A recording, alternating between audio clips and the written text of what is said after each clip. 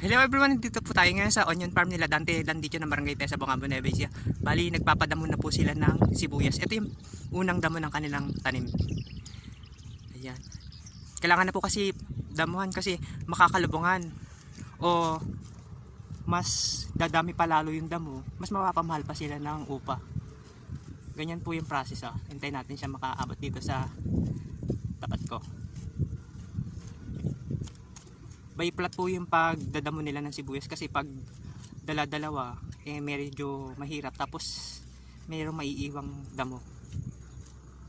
Guys, napakabilis niya. Magkano ngayon upang damo? Pate. Ay 400. Pag nayari nyo to sa kayo lilipat, ay yari na, wala na kayong lilipatan.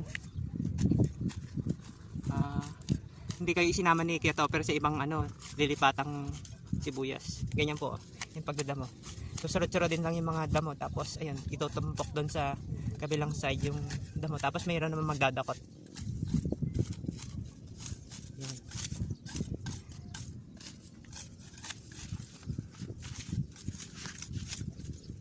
Ganyan, hanggang sa makayari po siya, hanggang sa umabot doon sa dulo ng plat. Ganda mo damo, bahala ka makikita ng may-ari. Kay Dante Landicho po kasi ito sa papa niya. Yan. Pakikita natin yung ibang nagdadamo doon sa gawing luwasan. Ayan sila. Ayun, doon sa duluhan. Medyo mahaba po kasi yung plat. Kaya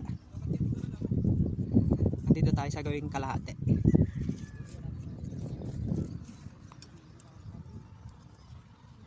Kasi andito po yung pinaka best spot maganda.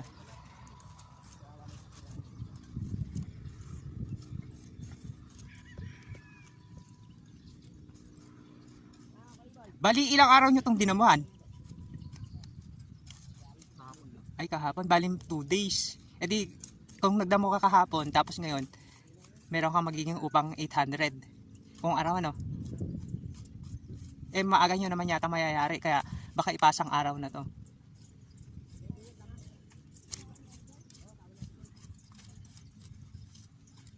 Ayan. Pero plat ba kayo? Parang lagom-lagom din, ganun. Basta mayari nyo. Ayun. Di pag nayari mamaya pahinga naman. Andun daw sila Ate Mary kila Ate Beron.